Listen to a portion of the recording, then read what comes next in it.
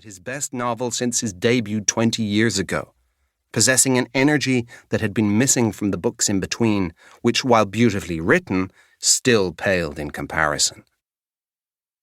This unanticipated success was nice, but nicer still was the newfound sense of not feeling like a failure in his children's eyes. Not that they or Ellen ever complained when the money dried up. His fellow writers had never ceased to treat him with great respect as an equal, but many of the novelists he started out writing alongside had long ago left him far behind in terms of reputation and riches. Still, so many of them were here tonight at this drinks reception and book signing, all so genuinely pleased at his belated success that he was genuinely moved. In truth, he had never bemoaned his fate, or made excuses, or felt envy towards his more successful contemporaries. He was even more surprised and moved by the number of well-wishers who were present. Anonymous readers who had especially loved his debut novel and told him how pleased they were that the long wait for a true sequel to it was over. They made it sound like a shared wait, as if during the years when he imagined that he would never again see his name in a bookshop window, they had been keeping him afloat in their hearts and thoughts, without him ever knowing. Tonight was a good feeling. Last month, his new agent had sealed a deal for 2 more new novels yet to be written. Hopefully, there should be more launches to come, but just now, he planned to take the time to savor this evening of celebration which nobody here could possibly begrudge him. Or so Jack thought, until a slightly dishevelled figure entered the bookshop. At first, Jack barely noticed this man, browsing the fiction shelves, seemingly barely aware that a book launch was occurring. This man never looked towards him, and even when he picked up a glass of the complimentary wine, Jack merely regarded him as someone hoping to catch some free booze.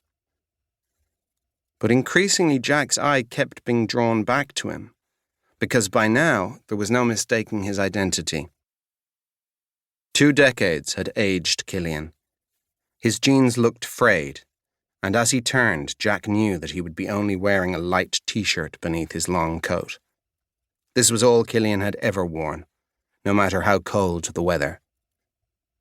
Killian's features had become rugged, but he still possessed such rude good health and looks, like a disposed king in a Tolkien novel, to make Jack suspect that certain types of rich and supportive older women were still capable of briefly falling in love with him. It was 20 years since they had last spoken, back when Killian wandered in unannounced to Jack's first book launch, when Jack was still coping with the pressures of suddenly being a published author. But their first meeting had been 4 years before that, when Jack was living in Sheffield in his early 20s, gathering only rejection slips and so despondent about his chances of ever being published that he was toying with giving up writing. Back then he haunted local bookshops, trying to unobtrusively flick through literary magazines that he was too poor to buy, but anxiously searching for the editor's name and the postal address so he could send them unsolicited short stories. These submissions had invariably led to 3 months of daily disappointments when no reply came, followed by a crushing despondency when his short stories came back with the standard rejection slip. Alone in his flat, Jack would try to glean some solace from any handwritten phrase that an editor might add to the printed slip, desperate to find the encouragement to somehow continue. The gist of what editors were saying back then seemed to be that Jack was no genius, but he possessed some talent. He would never be great, but with hard work one day he might be good. Killian was his polar opposite. From the start, Jack knew that Killian was great. He just didn't know if Killian possessed the work ethic to ever simply be good.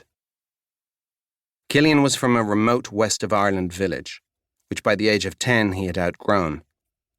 He was expelled from secondary school and only allowed to sit his state exams in an empty classroom so as to gain the points to enter university.